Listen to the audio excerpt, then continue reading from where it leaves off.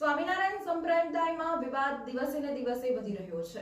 વડતાલ તાબાના સ્વામિનારાયણ મંદિરના એક સ્વામી એક યુવતી સાથે શારીરિક સંબંધ બાંધતા હોય તેવો વિડીયો સામે આવ્યો છે, જેથી રોષે ભરાયેલા હરિભક્તો સ્વામિનારાયણ મંદિર ખાતે પહોંચીને પ્લેકાર્ડ સાથે સૂત્રોચ્ચાર કરીને વિરોધ નોંધાવ્યો હતો।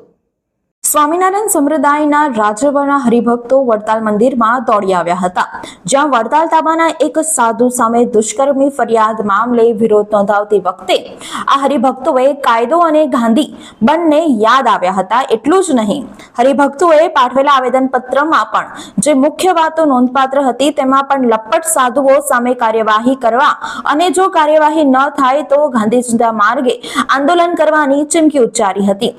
એટલે મંદિરના અનુયાયીઓએ હવે મંદિરની શાખ બચાવવા માટે કાયદો અને ગાંધી બંનેની જરૂર પડી હોય તેવું દેખાઈ રહ્યું છે। તીર્થધામ તરીકે જાણીતું વડતાલ સ્વામિનારાયણ મંદિર ફરી વિવાદમાં ઘેરાયું છે। હાલના આચાર્ય રાકેશ પ્રસાદજી મહારાજ વડતાલ મંદિરની બાગદોડ સંભાળી રહ્યા છે, ત્યારે ફરી એકવાર વડતાલ મંદિર વિવાદોમાં ઘેરાયેલું છે। વડતાલ તાબાના એક સ્વામીનો વ્યભિચારી વિડીયો સામે આવ્યો છે, જેમાં એક યુવતી સાથે તેઓ શારીરિક સંબંધ બાંધતા દેખાઈ રહ્યા છે। આ વિડીયો 7 વર્ષ જૂનો છે, પરંતુ યુવતીએ હિંમત દાખવી અને આ મામલે કાયદેસરની કાર્યવાહી હાથ ધરી છે।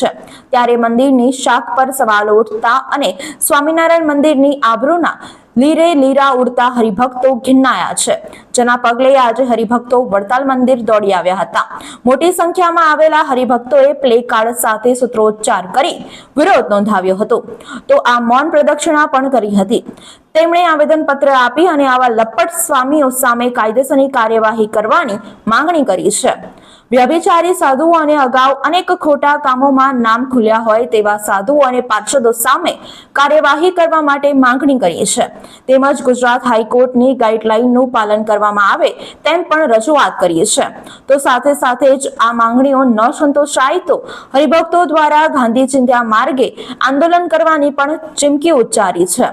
ત્યારે મંદિરની ભક્તિમાં લીન રહેતા હરિભક્તોને પોતાના જ સંપ્રદાયના લપટ સ્વામીઓની લીલા જોઈને કાયદો અને ગાંધી બંને યાદ આવ્યા હોય તેવું દેખાઈ રહ્યું છે।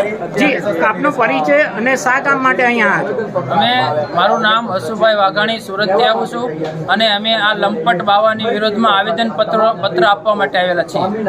શા કારણે આજે શું કામ આવે છે, કેટલા વ્યક્તિઓ આવે છે?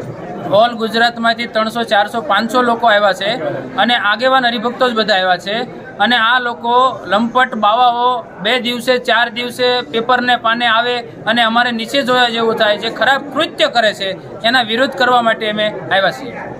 ઓકે।